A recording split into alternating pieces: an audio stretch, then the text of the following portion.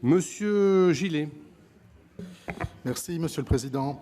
Madame la Ministre, tout d'abord, concernant les maisons France Service, je tiens à témoigner du travail qui a été fait par Madame la Préfète sur le département de la Gironde concernant l'acceptabilité, puisqu'on vient de recevoir un courrier qui nous précise qu'il y a 7 maisons de services publics qui ont donc été labellisées. La première donc, se situe à Capsieux, c'est là où réside le président du conseil départemental de la Gironde.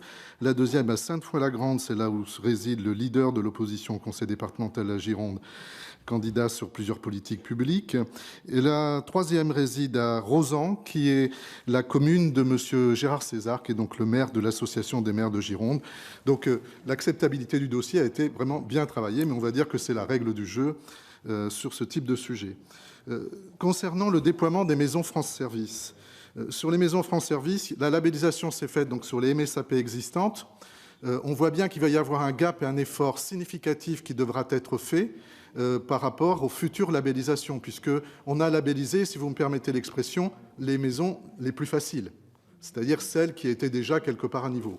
Donc par rapport à votre ambition, il semble que ça va être quand même plus délicat d'arriver à atteindre vos objectifs, sachant que l'année électorale municipale va certainement constituer quelque part un stop and go. Et donc, pour ma part, je m'interroge, moi, sur les capacités à atteindre l'objectif compte tenu de la politique des moyens, puisque pour tenir le cahier des charges, il faudra mobiliser un ensemble des moyens qui n'est pas forcément au rendez-vous aujourd'hui. Concernant le cadre contractuel avec les collectivités territoriales, j'avais avec Monsieur le Directeur donc, déjà abordé ce sujet-là. Pour ma part, il n'est pas très clair.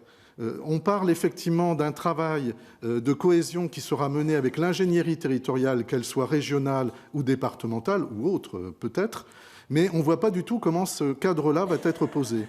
Est-ce qu'il s'appuiera sur des conventions territoriales, des conventions avec les départements, des conventions avec les régions?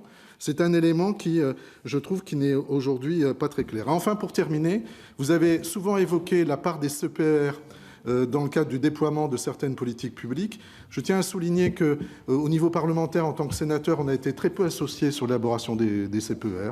On a eu une petite réunion à 3 semaines du volet conclusif de l'élaboration des futurs CPER. Donc on a très peu de vision, et notamment très peu de vision opérationnelle. C'est-à-dire qu'il y a des déclarations d'intention, mais comment véritablement on va pouvoir les mettre en lisibilité. Merci.